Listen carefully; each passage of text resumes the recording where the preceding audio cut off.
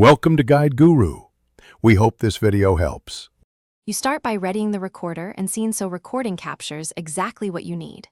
Open Package Manager and add Unity Recorder. Once installed, open Recorder and choose Camera or Game View as the target. Set output format and a consistent 1920x1080 at 30 FPS to avoid timing drift. Place your character or rig, confirm the animator has the correct clips, and disable background scripts that interfere.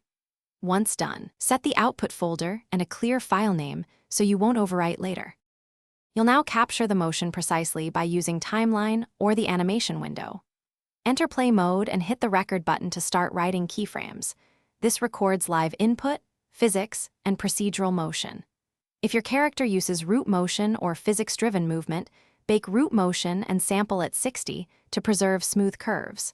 Record multiple takes into separate clips and name them clearly with take numbers and brief notes so you can compare. Make sure scene timescale is 1 so playback timing matches real time. You finish by stopping the recorder exactly at the last frame, then review and trim within the editor to remove dead frames.